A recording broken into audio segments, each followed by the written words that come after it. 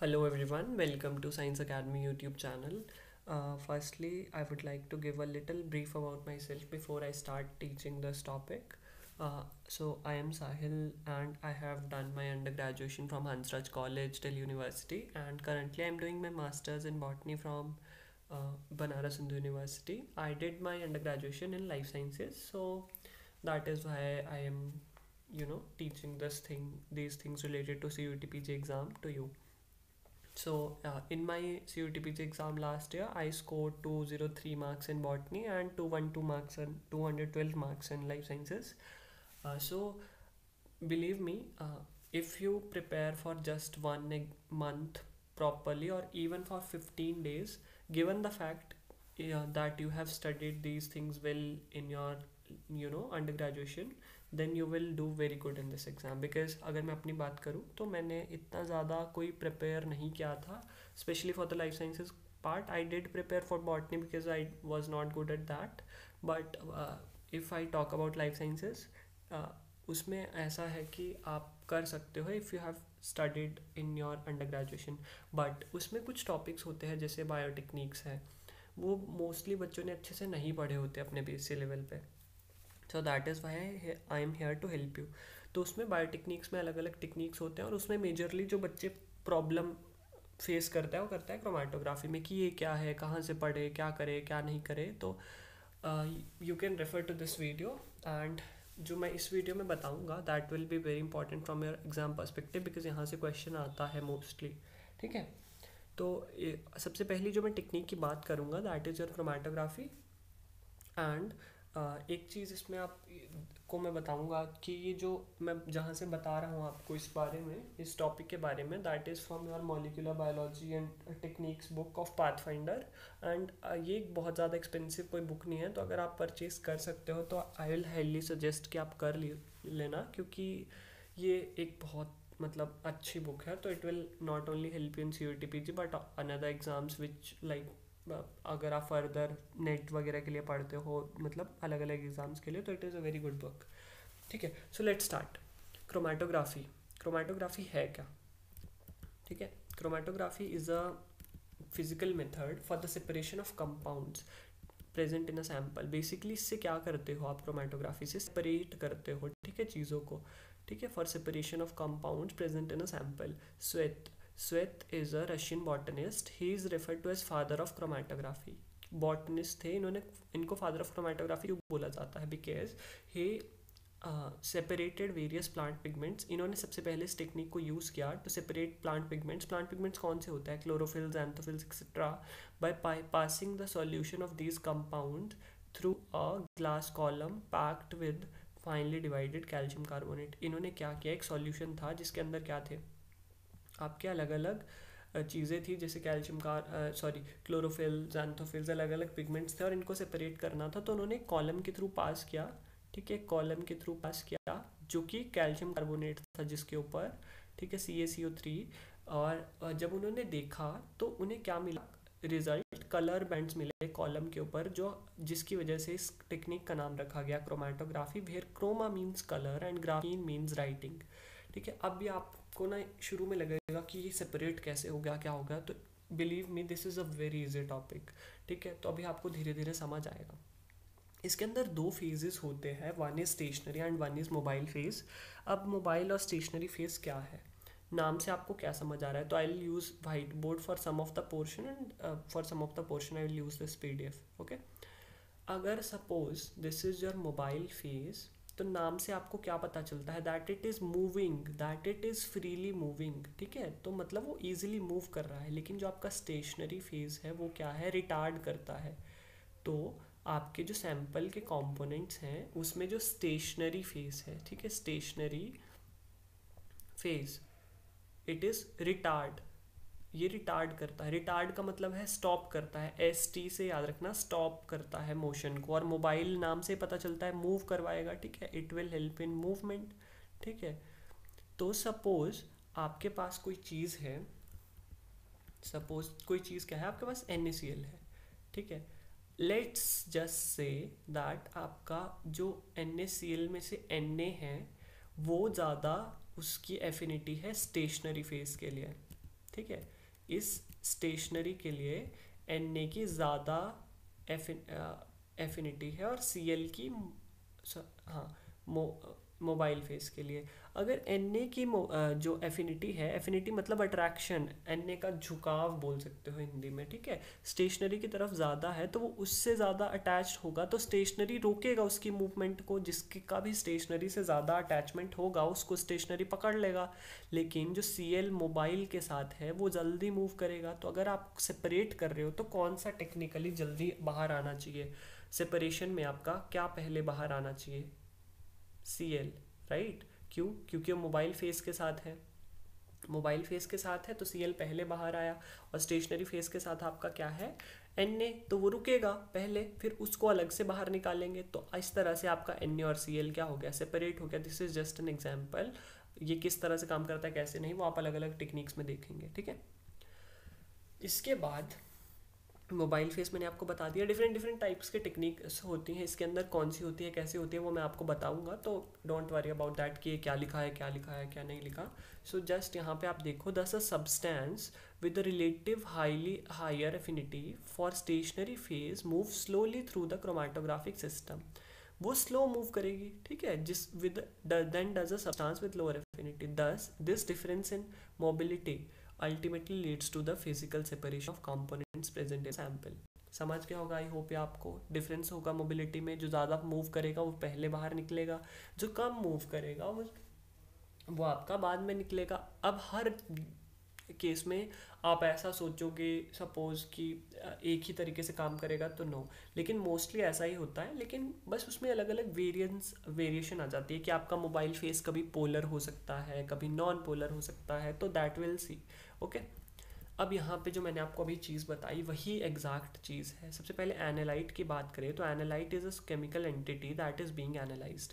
इलुएंट क्या है? इलुएंट आपका मोबाइल फेज है, और यहाँ पे लिखा भी है वो, it is an alternative term use for the mobile phase, ठीक है। तो एक सॉल्वेंट है जो कैरी करता है कंपोनेंट्स ऑफ मिक्सचर को स्टेशनरी फेज के थ्रू। तो ये आपको दिख रहा होगा कि ये सैंपल दे रखा है जिसमें एक ऑरेंजिश कलर का दे रखा है और एक ग्रेइश कलर का दे रखा है। तो जो ऑरेंजिश कलर वाला है दिस, ठीक है, ए, और बी यहाँ पे है जब ये मूव करना शुरू किया। लेकिन आप देखोगे तो ए यहीं पे रह गया और बी बहुत आगे चला गया। इससे आपको क्या पता चल रहा है कि जो स्टेशनरी फेज है, दिस स्टेशनरी फेज, राइट, इस स्टेशनरी फेज के साथ आपका ए जो ऑरेंज कलर से दिखाया है, ठीक है, ए आपका एफिनिटी इसकी ज़्यादा है स्टेशनरी फेज से, इसलिए स्लो मूव कर रहा है। और बी जो है उसकी एफिनिटी पोलर से ज़्यादा है तो वो जल्दी मूव कर रहा है। सॉरी, बी की एफिनिटी मोबाइल फेज से ज़्यादा है तो वो जल्दी मूव कर रहा है। तो सबसे पहले कौन सा बाहर आएगा? बी, और फिर ए। ये आपका बेसिक हो गया, ठीक है। One which has affinity with the stationary it is eluted letter.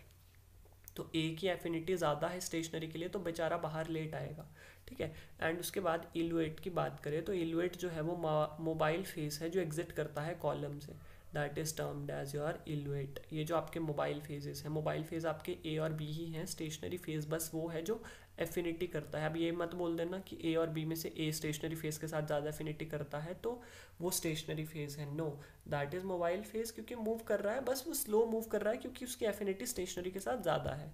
Just remember that, okay. इसके बाद अगर हम बात करें तो यही यहाँ पे लिखा है कि here solute B has a lower affinity with the stationary phase, hence after some time solute B is moving at a much faster rate than A. Finally solute B emerges fast while solute A emerges later। यही आपका यहाँ पे है, ठीक है। बहुत basic, बहुत ही easy process है। अगर आप कॉन्सेप्ट समझ लोगे तो you can do any question, ठीक है। Classification of chromatographic methods. Chromatography methods में अलग अलग टाइप्स आ जाते हैं based on the shape of the chromatographic bed. Chromatographic bed की बात करें तो there are two types of chromatography, planar chromatography and column chromatography. Paper chromatography जो है, सॉरी, प्लेनर क्रोमेटोग्राफी, मैं पेपर इसलिए बोल दिया because it involves paper chromatography, right. Planar chromatography में जो आपका स्टेशनरी फेस होता है, it is spread on a flat planar face. The plane can be a paper impregnated by a substance which acts as a stationary phase, ठीक है। Lab में आप जो यूज़ करते हो पेपर क्रोमेटोग्राफी, ठीक है, तो उसमें इम्प्रेग्नेट करता है किसी ऐसी सब्सटेंस से जो कि स्टेशनरी फेस की तरह एक्ट करती है, ठीक है। और एक थिन लेयर हो सकती है सब्सटेंस की जो एक्ट करेगी स्टेशनरी फेस की तरह, which is spread on a glass, metal और अ प्लास्टिक वेस्ट। तो जब थिन लेयर करोगे कोई यूज़ जो कि स्टेशनरी फेस की तरह काम करेगी, that will be your thin layer chromatography. उसके बाद planar chromatography is also termed as open bed chromatography. Open bed chromatography. In thin layer chromatography stationary phase क्या हो सकता है, थिन लेयर हो सकता है सिलिका जेल का या एल्यूमिना ऑन ग्लास, मेटल और प्लास्टिक वेस्ट। मोस्टली आपका सिलिका जेल को यूज़ करते हैं, ठीक है, as a stationary phase in thin layer chromatography. Silica gel में क्या होता है, सिलिकन एटम्स होते हैं joined by oxygen atoms in a giant covalent structure. इसके बाद आप देखोगे एक नोट लिखा है यहाँ पे, उससे पहले कॉलम क्रोमेटोग्राफी की बात कर लेते हैं, okay. Column chromatography, here the stationary bed is within a tube. The particles of the solid stationary phase or support coated with the liquid stationary phase. मतलब आपका जो particles हैं या of solid stationary phase या फिर support, वो coat होते हैं एक लिक्विड स्टेशनरी या तो आपका जो सपोर्ट है वो लिक्विड स्टेशनरी फेस के साथ कोट होता है, ठीक है। कॉलम होगा आपका एक तरह से, कैसे होगा ये मैं आपको डायग्राम अभी दिखाऊंगा, तो डोंट वरी अबाउट दैट। तो अगर वो whole may fill the whole volume inside volume of the tube, अगर वो पूरी वॉल्यूम को फिल कर रहा है, सपोज सब कुछ फिल कर दिया तो पैक्ड कॉलम होगा। और अगर वो सिर्फ वॉल्स के ऊपर है, suppose this is your column, और अगर वो सिर्फ पूरा फिल कर देगा तो उसको बोलेंगे, सपोज ये वाइट पोर्शन आपका फिल्ड है, ठीक है, तो वो पैक्ड कॉलम होगा। और अगर आपका वो सिर्फ वॉल पे फिल करेगा तो वो होगा आपका ओपन कॉलम। गैस क्रोमेटोग्राफी में हमेशा हम क्या करते हैं, is always packed in a column, ठीक है। तो मतलब पैक्ड कॉलम होता है वहाँ पे, क्यों, क्योंकि मोबाइल फेस क्या है, गैस है। अब मोबाइल फेस गैस है तो गैस के मॉलिक्यूल्स लूजली अरेंज्ड होते हैं, वो तो जल्दी एस्केप कर जाएंगे, तो रिमेंबर दैट ऑल्सो। उसके बाद है based on the physical state of the mobile and stationary phase, gas chromatography and liquid chromatography. Nature of mobile phase के बेसिस पे दो क्रोमेटोग्राफी के टाइप्स हैं, gas chromatography and liquid chromatography. मतलब नाम से पता चलता है, जिसका गैस है वो मोबाइल फेस गैशियस स्टेट है, वो आपका गैस क्रोमेटोग्राफी और लिक्विड क्रोमेटोग्राफी। उसी के साथ बोला है further based on physical nature of stationary phase, इनके दो सब ग्रुप्स भी हो सकते हैं। सबसे पहला वर्ड आपका रिप्रेजेंट करता है मोबाइल फेस, सेकेंड वर्ड आपका रिप्रेजेंट करता है आपका सेकेंड क्या करेगा, सॉलिड क्रोमेटो। गैस में आपका gas means mobile face, solid means आपका स्टेशनरी फेस। गैस लिक्विड में गैस मीन्स आपका मोबाइल फेस, लिक्विड मीन्स आपका स्टेशनरी फेस। तो ये तो बेसिक से टर्म्स हैं, यू शुड नो कि पहले मोबाइल फेस फिर स्टेशनरी फेस। उसके बाद है मैकेनिज्म ऑफ सेपरेशन, सेपरेशन के बेसिस पे, सेपरेशन के बेसिस पे आपका अलग अलग आ जाता है, this is your partition, adsorption क्या है नहीं, ये मैं आपको अब यहाँ पे बताऊंगा। यहाँ से बहुत इंटरेस्टिंग टॉपिक है, अभी तक शायद आपको बोरिंग लग सकता है, बट यहाँ से believe me it's very interesting. तो यहाँ से अगर हम बात करें तो chromatographic techniques can be classified into two main categories, right. यहाँ पे अगर हम देखें तो partition and partition and adsorption chromatography, यह आपका आ गया partition and adsorption chromatography, depending on how the solutes interact with the stationary phase. अब आपका एड्सॉर्प्शन और एब्जॉर्प्शन आपने आई होप +2 आपके 12th क्लास में पढ़ रखा होगा, ठीक है। तो अगर मोड की इसकी बात करें तो अगर सैंपल जो है आपका अट्रैक्ट हो रहा है to the surface of phase, ठीक है, अगर वो सरफेस पे है तो दैट इज योर एड्सॉर्प्शन। इसका भी आपको सबका पिक्चर में दिखाऊंगा, तो don't worry about that and you will have a better idea from the pictures, right. उसके बाद अगर हम बात करें तो इट विल ऑल्टरनेटिवली सैंपल अगर डिफ्यूज़ करता है अंदर घुस जाता है तो it is your, if the sample diffuses into the interior of the stationary phase, the process is called absorption, ठीक है। absorption मतलब अंदर चला गया, और इसी absorption को आपका partition भी बोला है, which is recommended by IUPAC, ठीक है। इसके बाद है adsorption chromatography is a type of chromatography, वो मैंने आपको एक नोट बताना था वो तो रह गया। Only liquid chromatography can be performed either in columns or on planar surface. Liquid chromatography आप दोनों पे कर सकते हो, लेकिन गैस क्रोमेटोग्राफी आपको हमेशा कॉलम में करनी पड़ेगी। क्यों, क्योंकि आप खुले में करोगे तो गैस तो कहाँ उड़ रही है आपको क्या पता वो कहाँ चली गई, तो आपको कॉलम में ही करनी पड़ेगी, मतलब ट्यूबुलर स्ट्रक्चर में ही करनी पड़ेगी, राइट। इसके बाद अगर हम बात करें यहाँ पे, तो यहाँ से हम देखें तो नेक्स्ट आपका जो मैं बता रहा था एड्सॉर्प्शन क्रोमेटोग्राफी, ये मेरे को यहाँ वाला नोट देख के याद आया कि मैं बताना भूल गया। तो यहाँ पे chromatography represents a separation technique, जहाँ पे क्रोमेटोग्राफ क्या होता है, एक सिस्टम होता है। सपोज आप पेपर क्रोमेटोग्राफी कर रहे हो, तो जो आपका पेपर है वो आपका होगा क्रोमेटोग्राफ, और जो उस पर रिजल्ट आएगा अलग अलग, ठीक है, रिजल्ट आएगा अलग अलग पीक्स आएंगे, वो आएगा क्रोमेटोग्राम। ठीक है, याद रखना है बेसिक से डिफरेंसेस।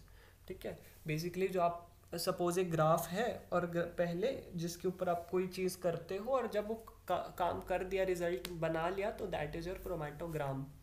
ठीक है, adsorption chromatography is a type of chromatography in which the separation of components present in a mixture is based on the relative difference in adsorption of components। ठीक है, जो ज़्यादा absorb होगा, सपोज कोई surface पे, ठीक है, अगर आप यहाँ देखो, ठीक है, एक सरफेस है, let's say this is a surface,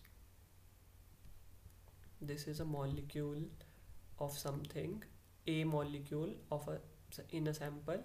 अगर ये यहाँ पे ज़्यादा एड्जॉर्ब होता है और बी मस्त अपना घूमता है, B is your free, B adsorb नहीं हो रहा, उसकी एड्जॉर्प्शन एफिशिएंसी कम है इस सरफेस के साथ। ठीक है, ये आपका बी है, ये आपका क्या है, बी, ये आपका है ए, ठीक है, ये आपका ये वाला है ए। तो अगर ये ज़्यादा एड्जॉर्ब होता है ए, तो यहाँ से आपको क्या लगता है कौन सा पहले बाहर निकलेगा? ऑब्वियसली बी, ए तो सरफेस के साथ उलझा हुआ है। ठीक है, तो इस तरीके से आपको समझनी है चीज़ें। उसके बाद अगर हम बात करें तो यहाँ पे the components of the mixture travel with different rates due to differences in their non covalent interaction with stationary phase. अब यहाँ पे एड्सॉर्प्शन कैसे हो सकती है? अलग अलग इंटरेक्शंस हो सकते हैं नॉन कोवेलेंट, जैसे कि ionic interactions, van der Waals interactions, hydrogen bonds, hydrophobic forces between the components of the mixture and stationary phase. For example, polar compounds. एक बात आपने स्कूल में पढ़ी होगी कि polar compounds like dissolves like, पढ़ा होगा। polar compound जो है वो adsorb करते हैं strongly to the polar stationary phase। अगर आपका stationary phase polar है, सपोज आपका स्टेशनरी फेज जिस चीज़ से आपने बनाया है वो अगर पोलर है, तो पोलर कंपाउंड उस पर ज़्यादा चिपकेंगे, ज़्यादा अटैच होंगे। लेकिन अगर नॉन पोलर कंपाउंड है, तो अगर नॉन पोलर स्टेशनरी फेज है, तो उसके ऊपर नॉन पोलर ज़्यादा चिपकेंगे। तो लेट्स जस्ट से, अगर आपका यहाँ पे let's just say there are this two things A B,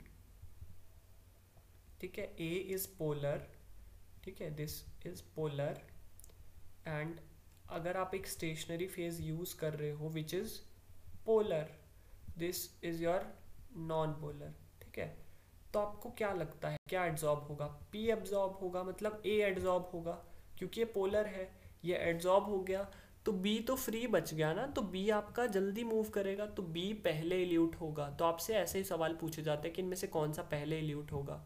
ठीक है, इसके बाद अगर हम बात करें तो more polar a molecule the more strongly it will be absorbed bye a polar stationary phase. तो यही बस, जो ज़्यादा पोलर है वो पोलर स्टेशनरी फेज पे लगेगा, उसके बाद वो जल्दी आपका, तो इस केस में जब पोलर मॉलिक्यूल है, पोलर स्टेशनरी फेज है, तो बाहर पहले कौन आएगा? नॉन पोलर वाला। ठीक है, क्योंकि वो फ्री है। और इसी को आप वाइस वर्सा कर दो, non polar molecule, non polar stationary phase, तो पोलर जल्दी बाहर आएगा। ठीक है, these are very basic things. Martin and Singe in 1944 developed the methodology of partition chromatography, and see कितना important टेक्निक है कि इनको इस चीज़ के लिए नोबेल प्राइज़ भी मिला होगा। ठीक है, मिला था मतलब। Due to differences in degree of adsorption, less tightly bound compounds are eluted by the mobile phase earlier than the tightly bonded ones.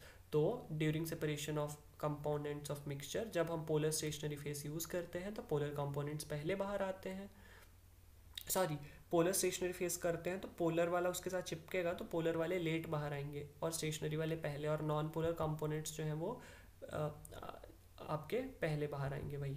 ठीक है, और this is exact, this is reverse on using a exact reverse on using a non polar phase, stationary phase, sorry.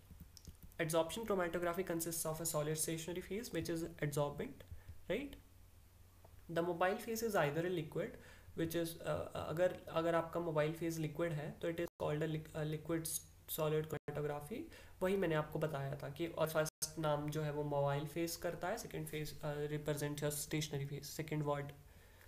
Adsorbents can be polar or non-polar molecules. Yeah, this is not very important. Just remember that most commonly used adsorbents जो surface adsorb करते हैं that are your polar, either acidic like silica or basic like alumina. Adsorptive effects of polar adsorbents are due to presence of hydroxyl groups. Adsorptive effects क्यों होता है? Due to presence of hydroxyl groups. और ये hydroxyl groups की वजह से क्या होता है? हाइड्रोजन बॉन्ड्स बनते हैं with the solute molecules. Strength of these bonds and hence the degree of adsorption increase. Suppose आपकी कोई चीज़ है, उसकी पोलैरिटी ज़्यादा है और आपका पोलर ही फेज है, तो उनके बीच में बॉन्डिंग ज़्यादा फास्ट होगी, तो पोलैरिटी इसकी वजह से एड्जॉर्प्शन क्या बढ़ेगा, एड्जॉर्प्शन बढ़ रहा है। ठीक है, अब यहाँ जब भी आप ये सब सोचते हो ना, तो साथ साथ ये भी सोचते रहा करो कि एड्जॉर्प्शन बढ़ रहा है मतलब वो वाला चीज़ लेट निकलेगा और जो फ्री मूव कर रहा है वो वाला जल्दी निकलेगा। Charcoal is a non polar adsorbent. इसके बाद partition chromatography. Partition chromatography is again very interesting concept. अब यहाँ पे partition chromatography is a type of chromatography जिसमें कंपोनेंट्स ऑफ मिक्सचर डिस्ट्रीब्यूट होते हैं due to difference partition coefficient. Partition coefficient क्या है? पार्टीशन कोफिशिएंट आपका वो है जो कि concentration of solute in phase A, आपके दो फेजेस पढ़े हमने, ठीक है, अभी तक क्रोमैटोग्राफी में, ए बी मतलब मोबाइल और स्टेशनरी, तो सॉल्यूट का कितना कॉन्सेंट्रेशन है दोनों फेजेस में, उनका रेशियो निकालेंगे and that will be your partition coefficient. अब जो आपका डिस्ट्रीब्यूशन है सॉल्यूट का, वो बेस्ड किस पे होगा? सॉल्युबिलिटी डिफरेंस पे होगा। अब आपका कोई मॉलिक्यूल है, सपोज पार्टीशन क्रोमैटोग्राफी में स्टेशनरी फेज लिक्विड है और मोबाइल फेज जो है वो भी लिक्विड है या गैस है, जो भी है। सपोज आपका कोई मॉलिक्यूल ए है, वो ज़्यादा सॉल्युबल है, ठीक है, स्टेशनरी फेज में, तो उस बेसिस पे उनको हम सेपरेट करते हैं। जो ज़्यादा सॉल्युबल होगा स्टेशनरी फेज में वो बाद में निकलेगा। वही बात जो एड्जॉर्प्शन में था, बस यहाँ पे एब्जॉर्ब हो रहा है, एड्जॉर्प्शन में एड्जॉर्ब हो रहा था। यहाँ पे आप देखो ये रेड वाला जो चीज़ है ये पूरा अंदर है, इसका मतलब ये अंदर डिफ्यूज़ हुआ है, और एड्जॉर्ब जो हुआ है वो सरफेस पे होता है, तो ये सरफेस पे ही है। ठीक है, दैट इज़ योर थिंग। तो अगर आपका कोई ज़्यादा एब्जॉर्ब होता है लेट से पार्टीशन क्रोमैटोग्राफी में, then that will be separated later, मतलब that will come out later. तो this is not a very tough thing to understand. If you understand one of the concept you will understand others is will. बस तब में थोड़ा slight changes है कि इसमें थोड़ा क्या है, तो वो आप याद रखना। ठीक है, इसके बाद है आपका liquid liquid partition chromatography. Liquid liquid से क्या मतलब है? मतलब सॉल्यूट को पार्टीशन करेंगे बिटवीन स्टेशनरी लिक्विड फेज, दोनों फेजेस लिक्विड होंगे, बस इसका ये मतलब है। Substances which are more soluble in mobile phase वो जल्दी पास करेंगी through the system and will get eluted first. ये तो आपको समझ आ गया होगा अब तक, जो ज़्यादा मोबाइल होगा वो पहले बाहर आ रहा है। ठीक है, तो मतलब जिसका स्टेशनरी फेज के साथ ज़्यादा अटैचमेंट है वो फंस जाएगा वहाँ पे। ठीक है, ये जैसे टॉक्सिक चीज़ है उसके लिए कि वो जल्दी लेट बाहर आएगा, उसके लिए वो उतना, in case of coming out, उसके लिए वो उतनी अच्छी चीज़ नहीं है कि वो लेट आ रहा है स्टेशनरी फेज के साथ अटैच होने पे। ठीक है, normal phase partition chromatography and reversed phase chromatography. Normal phase, एक बात आपको मैं ऐसे बोल देता हूँ कि स्टेशनरी फेज हमेशा पोलर होता है, तो ये नॉर्मल कंडीशन हो गई। तो elution procedure in which stationary phase is more polar than the mobile phase. जब स्टेशनरी फेज पोलर होगा तो नॉर्मल कंडीशन होगी।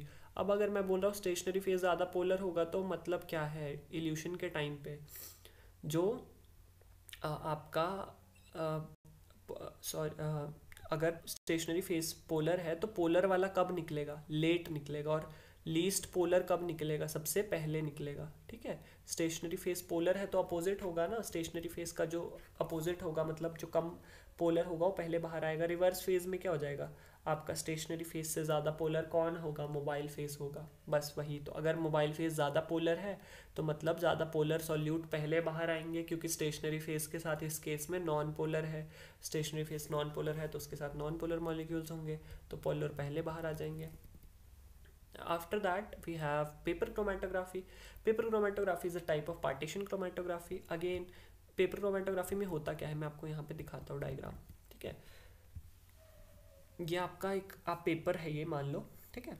ये आपने डिप किया एक सॉल्यूशन में, एक डॉट एक लाइन लगाते हो आप, 1 सेंटीमीटर डिस्टेंस लेते हो बेसिकली जब आप लैब में करते हो, और आप क्या करते हो जो आपका सॉल्यूशन होता है उससे एक डिप लगाते हो, मतलब एक टूथपिक से एक डॉट लगाते हो, and you do it only once और ट्वाइस, ठीक है। कुछ जगह ज़्यादा भी करवा सकते हैं, दैट डिपेंड्स, बट स्टिल यहाँ पे आपका डॉट लगाया, ठीक है, of whatever components you want to separate उस सॉल्यूशन का। जैसे हम क्लोरोफिल को सेपरेट कर रहे हैं तो हम ऐसे डॉट लगाएंगे, लेट से, ठीक है। तो अगर आप यहाँ पे देखोगे तो ये डॉट जो यहाँ पे इसको डिप करते हैं सॉल्यूशन में, ये सॉल्यूशन मूव करता है ऊपर की तरफ, तो इस मूवमेंट को क्या बोलते हैं, सॉल्वेंट फ्रंट बोलते हैं। सॉल्वेंट फ्रंट मतलब जितना सॉल्वेंट ने ट्रैवल किया उस पेपर के ऊपर, पेपर क्रोमेटोग्राफी में, ठीक है। इसमें क्या होता है, ये जो मूवमेंट होती है कैसे होती है, कैपिलरी एक्शन के थ्रू मूव करता है सॉल्वेंट ऊपर पेपर क्रोमेटोग्राफी में, यहाँ पे लिखा भी होगा। The solvent soaks into the paper by capillary action because of the fibrous nature of paper. Paper का नेचर फाइब्रस होता है तो कैपिलरी एक्शन होगा। कैपिलरी एक्शन क्या होता है वो मैं आपको सदर्न ब्लॉटिंग में भी बता दूंगा। तो आप सॉल्वेंट में सोक करोगे तो कैपिलरी एक्शन की वजह से ऊपर को मूव करेगा। उसके बाद आप क्या करते हो, ये सॉल्यूट डिस्ट्रीब्यूट कैसे हो रहा है, it is getting distributed between the mobile and stationary phase according to its partition coefficient. Partition coefficient के बेसिस पे ये सेपरेट हो रहा है। तो अगर यहाँ पे अगर हम बात करें पार्टीशन कोफिशिएंट के बेसिस पे सेपरेट होने की, तो पार्टीशन कोफिशिएंट जो है वो मैंने आपको बताया कि जिसकी एड्जॉर्प्शन ज़्यादा होगी, ठीक है। अगर आपका एड्जॉर्प्शन की बात करोगे तो आप देखोगे कि एड्जॉर्प्शन सपोज आपके ए और बी हैं, पोलर है, अगर लेट से आपका ए पोलर है और आपका स्टेशनरी फेज भी पोलर है, तो आपका ए जो है, ठीक है, वो ए पोलर है, स्टेशनरी फेज पोलर है, तो दोनों अटैच जल्दी होंगे, तो नॉन पोलर वाला पहले आएगा। तो यही आपका एक पार्टीशन, बेसिकली पार्टीशन से मतलब समझते ही होगे कि एब्जॉर्प्शन, मैंने आपको बताया कि absorption chromatography is also called partition chromatography, it and this term is given by IUPAC। तो जो इसमें आप देखोगे non polar molecules move faster than the polar ones, ठीक है। माइग्रेशन रेट ऑफ सब्सटेंस, अब नॉन पोलर ज़्यादा जल्दी फास्ट मूव कर रहे हैं, इसका मतलब ये है कि जो स्टेशनरी फेस है वो पोलर है। माइग्रेशन रेट ऑफ सब्सटेंस, ये बेसिक एक फंडा ना, आप एक पेपर लो और वहाँ पे लिखो कि mobile phase polar, stationary phase non polar, तो क्या होगा। बस अगर आप एक चीज़ समझ लोगे एक बार ये कॉन्सेप्ट लिख के, then you will understand this topic very well, ठीक है। इसके बाद ये माइग्रेशन रेट जो होता है, ये सब्सटेंसेस जो मूव करते हैं, ठीक है, तो इसको क्या बोलते हैं, इनका अलग अलग डिस्टेंस होता है, तो जो इसको हम माइग्रेशन रेट को एक्सप्रेस करते हैं by RF is your relative front, ठीक है। It is the ratio of distance travelled by the substance जो हम सेपरेट करना चाहते हैं divided by distance travelled by solvent front. अब यहाँ से आप सोचो तो इसकी कोई यूनिट होगी नहीं, होगी ना, क्योंकि दोनों ही सेम है, डिस्टेंस और डिस्टेंस, तो कट हो जाएंगे, तो डायमेंशन लेस है ये, ठीक है।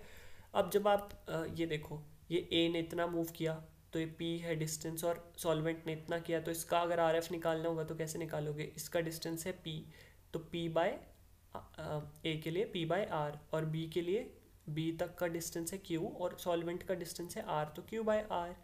तो I hope it is not that tough to understand. Paper chromatograms can be developed either by ascending or descending solvent flow। ascending flow कर सकता है, डिसेंडिंग फ्लो कर सकता है। लिटिल डिफरेंस क्या हो सकता है इसमें, choice is usually a matter of personal preference, majorly ऐसा कुछ है नहीं, आप कोई भी कर लो। लेकिन डिसेंडिंग क्रोमेटोग्राफी के दो फायदे हैं, अब आप डिसेंडिंग वे में कर रहे हो तो आपको ग्रेविटी भी हेल्प करेगी फ्लो में, ठीक है। और क्वांटिटेटिव सेपरेशंस के लिए भी आपको अगर करना है क्वांटिटेटिव सेपरेशंस ऑफ मटेरियल जिनका RF वैल्यू बहुत कम निकल के आता है, जिनको देयरफॉर उनको लॉन्ग रन्स की ज़रूरत पड़ती है, तो सॉल्वेंट कैन, उस केस में सॉल्वेंट क्या है, रन ऑफ हो सकता है पेपर से, तो उस केस में भी हम कर सकते हैं, ठीक है। आप बेसिकली अगर आप फर्स्ट टाइम ये टॉपिक पढ़ रहे हो तो may be you find it a little difficult, but अगर आप एक बार पढ़ लोगे और उसके बाद आप रिवाइज करोगे तो then you will understand, okay. उसके बाद है size exclusion chromatography, this is very very interesting, ठीक है। साइज एक्सक्लूजन क्रोमेटोग्राफी में आपके अलग अलग चीज़ें आती है। एक इसमें क्या होता है साइज एक्सक्लूजन, क्या लगता है आपको साइज एक्सक्लूजन सुन के, साइज एक्सक्लूजन सुन के आपको यही लगेगा कि साइज़ के बेसिस पे एक्सक्लूड हो रहा है, ठीक है। पर ये मत समझ लेना कि अब सपोज़ आपसे कोई क्वेश्चन पूछता हूँ मैं कि आपके पास 4 प्रोटीन्स हैं, A B C D size का, डी साइज़ वाला सबसे बड़ा है, ए वाला सबसे छोटा, तो कौन सा जल्दी आएगा। तो ये अगर आप सोचते हो कि ए वाला सबसे छोटा है तो जल्दी मूव करेगा तो और जल्दी बाहर आ जाएगा, तो ऐसा नहीं है। वही आपको यहाँ पे समझना है। कैसे होगा, अब यहाँ पे अगर आप देखोगे तो लेट्स जस्ट से साइज एक्सक्लूजन क्रोमेटोग्राफी में आपका क्या होता है, कॉलम मैट्रिक्स होता है जो कि फिल्ड होता है पोरस जेल बीड्स के साथ, ठीक है। पोरस बीड्स होते हैं। अब इन पोरस बीड्स जो है ये अलग अलग चीज़ों से बने होते हैं, made up of an insoluble and hydrated polymer such as polyacrylamide और डेक्स्ट्रन, सेफेडेक्स, एगेरोस, सेफेरोस, और ये एक्ट करता है कॉलम मैट्रिक्स बीड्स वाला स्टेशनरी फेस की तरह। अब जिसकी भी आपकी अटैचमेंट और एफिनिटी इस मैट्रिक्स के लिए ज़्यादा होगी, इन बीड्स के लिए ज़्यादा होगी, वो ज़्यादा स्लो मूव करेगा क्योंकि वो फंस जाएगा स्टेशनरी फेस के साथ। Size exclusion chromatography, it includes gel permeation chromatography and it includes gel filtration chromatography. Gel permeation chromatography में क्या होता है, मैंने इसको ऐसे याद किया है था कि इट इज़ GOP, ठीक है। मतलब ऐसे याद किया था, बेसिकली मेरा मतलब ये है कि जेल ओ परमिएशन क्रोमेटोग्राफी, मैं इसको बोलता ही, मतलब अगर आप इसको नाम याद रखना चाहते हो टेक्निक का तो इसका नाम ही ऐसे याद कर लो, जेल ओ परमिएशन क्रोमेटोग्राफी। मतलब इसके अंदर ऑर्गेनिक मोबाइल सॉल्वेंट यूज़ होता है और जेल फिल्ट्रेशन के अंदर आपका एक्वस मोबाइल सॉल्वेंट यूज़ होता है, ठीक है। उसके बाद अगर आप बात करो basis of size exclusion chromatography क्या है, सपोज आपका कोई सॉल्यूशन है, ठीक है, जिसके वेरियस साइजेस हैं मॉलिक्यूल्स के, पास करते हैं उसको कॉलम के थ्रू, और ज़रूरी नहीं आपकी एक ही चीज़ हो एग्जाम्पल में, राइट, या दो ही हो, 4 भी हो सकती है, 10 भी हो सकती है, कितनी भी हो सकती है, ऑफ डिफरेंट साइजेस मॉलिक्यूल जिनका स्मॉल साइज होगा देन द पोर्स, जो पोर्स से कम साइज के होंगे, suppose your pour is, this is just hypothetical, right, ये आपका पोर है, ये 10 सेंटीमीटर का है, ठीक है, और इसके अंदर आपके अब कोई भी 10 सेंटीमीटर या उससे कम वाली चीज़ आ जाएगी, ठीक है। मॉलिक्यूल जो पोर से छोटे होंगे वो आ जाएंगे, लेकिन जो लार्जर वंस हैं वो नहीं आ पाएंगे। तो जो छोटे मॉलिक्यूल्स थे वो तो पोर के अंदर फंस गए, लेकिन लार्जर वाले तो मस्त मूव करेंगे। अगर लार्जर वाले अच्छे से मूव करेंगे तो पहले कौन से बाहर होंगे, आपके लार्जर वंस पहले बाहर होंगे। So larger molecules move faster and they elute fast, but your smaller molecules can enter the pores present in the beads, then they have longer path, longer retention time, path लंबा है, retention time भी लंबा है, इसलिए इनको ज़्यादा time लगेगा। यहाँ से आप समझिए, सपोज ये आपको दिख रहे हैं, ये आपके पोर्स हैं, ठीक है, यह वाले आपकी ये जो चीज़ें हैं, दिस इज़ योर पोर्स, ठीक है, ये जो चीज़ें हैं ये आपके पोर्स हैं, ठीक है, और ये आपका सेपरेशन वाली चीज़ें हैं, ये आपको ब्लू दिख रहा होगा एक, और एक दिख रहा होगा पिंक। अब यहाँ पे आप देखो तो पिंक ज़्यादा जल्दी मूव कर रहा है, बड़ा है, और ये ब्लू वाला बेचारा, ये जो छोटे छोटे पोर्स हैं इसके अंदर उनमें फंस गया है। तो अगर ब्लू जो है फंस गया है तो पिंक वाला पहले बाहर आ जाएगा, ठीक है। अब आपको ऐसा नहीं कि ब्लू वाले को अंदर ही छोड़ देना है, ब्लू वाले को भी निकालना है, उसके लिए आपको और सॉल्वेंट डालना पड़ेगा, और उसको क्या बोलते हैं, उसको बोलते हैं VE। वो मैं आपको नेक्स्ट पेज में बताऊंगा, लेकिन अभी बता देता हूँ, it would be better to understand, ठीक है। तो elution volume VE is the it is that amount of solvent that is required to elute the solute from the column after it has first contacted the gel। मतलब jail से contact में आने के बाद जितना सॉल्वेंट चाहिए उसे elute करने के लिए, that is your VE which is evolution volume, ठीक है। इसके बाद आपका आ जाता है, thus if a mixture of proteins is applied to a column and then washed with an appropriate buffer, the first proteins to emerge are those that are too large to enter the pores। मतलब जो pores के अंदर inter नहीं किए वो आपके proteins पहले बाहर आएंगे, राइट, और जो छोटे वाले होंगे जो पोर्स में घुस गए वो डिक्रीजिंग ऑर्डर में मॉलिक्यूलर साइज के निकलेंगे।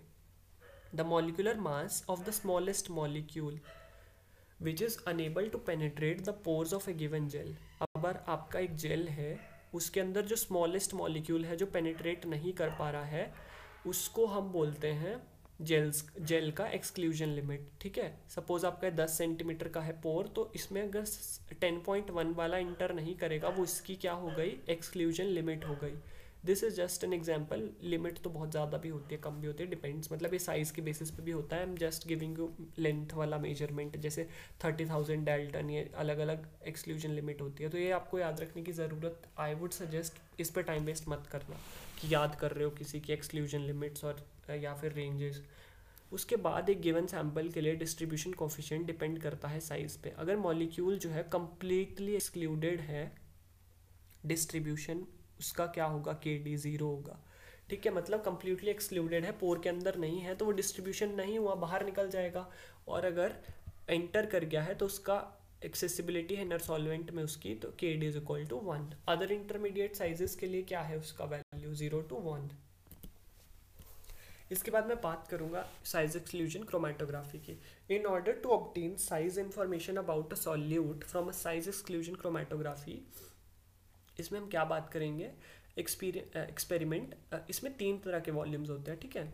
वैसे ये आपके लिए इतना ज़रूरी नहीं है, तो इफ़ यू वांट टू, आपके पास कम टाइम है, you can skip, but I would suggest कि कई बार एक्स्ट्रा इन्फॉर्मेशन होना इट्स अ गुड थिंग।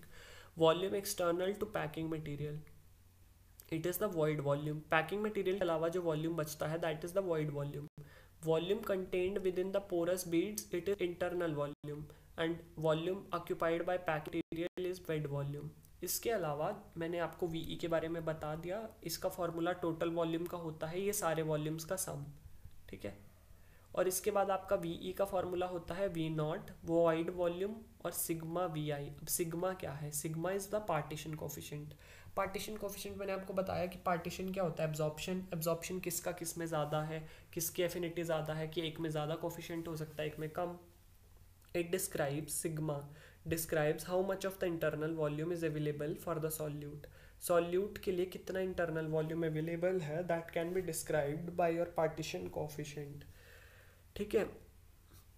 अगर आपका देखें, if a series of solutes of known size is subjected to size exclusion chromatography, then a linear relationship between partition coefficient and size is observed, ठीक है।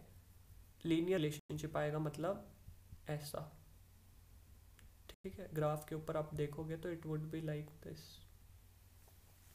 मतलब आपका size exclusion में जो partition coefficient है और साइज, जैसे जैसे पार्टीशन कोफिशिएंट बढ़ेगा साइज भी बढ़ रहा होगा। उसके बाद है ion exchange chromatography. This is also important method.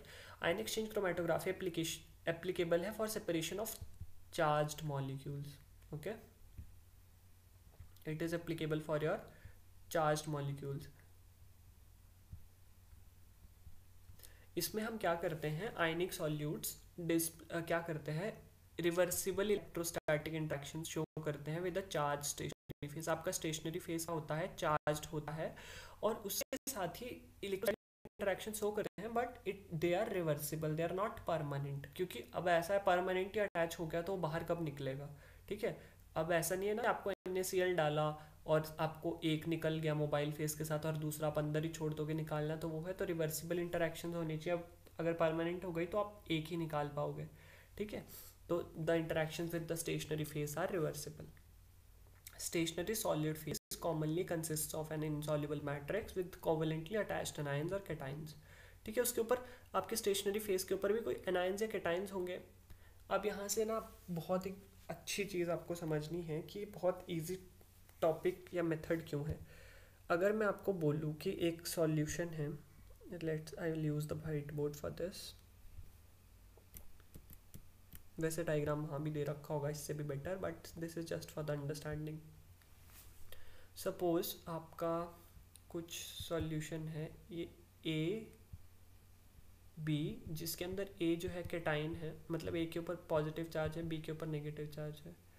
अगर आपको मैं बोलूँ कि आपको ऐसा कुछ करना है कि B पहले बाहर आए, तो क्या करोगे, तो आप स्टेशनरी फेस कैसा बनाओगे, स्टेशनरी फेस कैसा मतलब किस चार्ज वाला बनाओगे, तो कौन से चार्ज वाला बनना चाहिए अगर आपको B को पहले निकालना है। ऑब्वियसली ऐसा जो B को ना रोके और A को रोके, ठीक है। तो A को कौन रोक सकता है, A के ऊपर अगर पॉजिटिव है तो अगर इसके ऊपर पॉजिटिव होगा तो A इसके साथ चिपकेगा नहीं, अगर इसके ऊपर नेगेटिव होगा तो A इसके साथ चिपकेगा।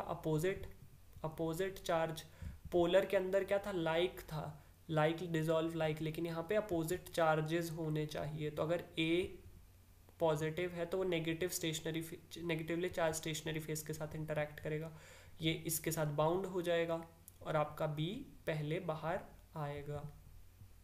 ठीक है, तो इस तरह की बहुत बेसिक सी ये चीज़ है, वही आपको आगे चल के यहाँ पे पता चलेगी, मतलब ये अलग अलग टाइप के हो सकता है, देन यू विल अंडरस्टैंड। जो बाउंड सॉल्यूट्स होते हैं, जो फंस जाते हैं स्टेशनरी फेस के साथ, can be released by eluting the column with a buffer of increased ionic strength. उसके बाद हम क्या करते हैं, बफर डाल देंगे। अब आपका एक रह गया ना स्टेशनरी फेस के साथ, तो उसको निकालने के लिए भी आपको कुछ अप्लाई करना होगा, तो you will add a buffer of increased ionic strength और pH. An increase in buffer ionic strength releases bound solutes by displacement. ठीक है, वो डिस्प्लेस कर देता है उनको, मतलब वो अंदर स्टेशनरी फेस के अंदर जो फंस गए हैं उनको डिस्प्लेस करके कोई अपने बफर के अंदर जो आयंस हैं उनको उधर भेजेगा और वो वाले क्या हो जाएंगे, बाहर हो जाएंगे। तो this should be like this. ठीक है, इसके बाद है ion exchangers. They are cationic और anionic depending on whether it exchanges cations और एनायंस। कैटाइन एक्सचेंजर्स को एसिडिक आयन एक्सचेंजर बोलते हो आप। ठीक है, जो मैंने अभी आपको चीज़ बताई वही यहाँ पे लिखी होगी। Cation exchanger, it is acidic ion exchanger and it is used for cation separation. Anion exchanger is also called basic ion exchanger, it is used for anion separation. ठीक है, यहाँ पे यही आपका लिखा है। अब यहाँ पे आप each type of exchanger is also classified as strong or weak according to ionizing strength, ये सब आप देख सकते हो। anion exchanger कौन सा weakly, basic है, strongly, आपको याद ही करना पड़ेगा, so I will not focus on this. Cellulose याद रख लेना, इट इज़ वीकली एसिडिक। ठीक है, CM cellulose, DEAE cellulose is weekly basic. तो आपसे पूछ सकते हैं इनमें से कौन सी वेराइटी जो है एनायन एक्सचेंजर है सेल्यूलोस की, तो सेल्यूलोस याद रख लेना बेसिक एक। DEAE is anion exchanger with, और जो एनायन एक्सचेंजर है आपका वो आपने अगर वो क्या है, वीकली बेसिक है, बेसिक आयन एक्सचेंज करता है। ठीक है, और अगर CM सेल्यूलोस है, एसिडिक है, तो कैटायन एक्सचेंजर होगा, यहीं से आप याद रखना ये वाली चीज़। ठीक है, ये सब याद ही रखने का है, तो I will not focus much on this. उसके बाद अगर हम बात करें तो अगर कोई एक्सचेंजर है जिसके साथ क्वाटर्नरी अमीनो ग्रुप है तो वो स्ट्रॉन्ग बेसिक, देयरफॉर अ स्ट्रॉन्गली बेसिक एनायन एक्सचेंजर। ठीक है, मतलब अगर वो किसी के साथ अमाइनो ग्रुप है तो ऑब्वियसली वो ज़्यादा बेसिक नेचर शो कर रहा होगा। ये तो आपको समझ आ रहा होगा, आई होप। इसके बाद अगर आप देखोगे तो अलग अलग चीज़ें हैं इसमें, that I will teach in the next video, पर अभी तक आप यहाँ तक याद रखना। और ये अभी 7 to 8 पेजेस और रहते हैं आई गेस इसमें, बट यहाँ तक जो मैंने अभी बताया that is very important. So rest जो आपका इंपॉर्टेंट चीज़ बचती है आयन एक्सचेंज क्रोमेटोग्राफी में, I will take in the next video. So I hope you understood, and if there is any doubt you can drop it in the comments, and I will drop something in the comments, so you can reach me if you want this PDF or some other notes or some help related to the exam. Thank you.